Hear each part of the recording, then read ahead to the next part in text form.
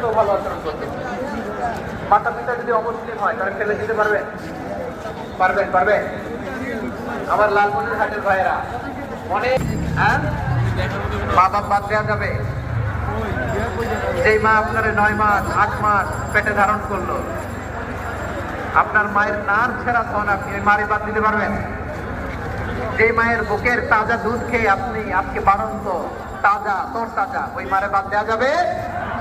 মায়ের এক ধারে দুধের দাম কাটিয়া গায়ের চাম, পাপুষ বানাইলে ঋণের শোধ হবে না, এমন দরদি হবে কেউ হবে না আমার মা। মায়ের এক ধারে দুধের দাম কাটিয়া গায়ের চাম, পাপুষ বানাইলে ঋণের শোধ হবে না, এমন দরদি হবে কেউ হবে না আমার মা।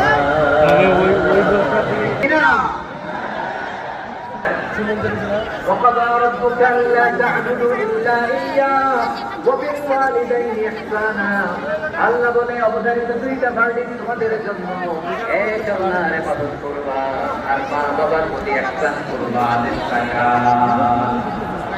মা বাবার প্রতি ইহসান করবা। আমার মা হিন্দু, ভালো আছেন? বলতো ভালো আছেন? আমার যে সমস্ত হিন্দু ভাইয়েরা মুসলিম হয়েছে, তোমাদের মা বাবা এখনো মুসলমান হয় নাই, তাদের সাথে ভালো আচরণ করতে হবে, খেদমত নিজে করতে হবে, অথবা খেদমতের ব্যবস্থা করাই দিতে হবে। মান্থলি যে খরচ লাগে এটা দিতে হবে।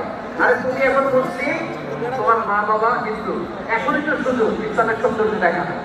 এখন মা বাবা যদি দেখে আরে এটা হিন্দু থাকতে কম্পাইজ ছিল, বেয়াদব ছিল, কি এমন ধর্মটা গ্রহণ করলো যেটা গ্রহণের সাথে সাথে সে পাল্টে গেল? কি এমন ধর্ম? আবু বকর রাদিয়াল্লাহু তাআলা আনহুর আরেক মেয়ের নাম হচ্ছে আসমা।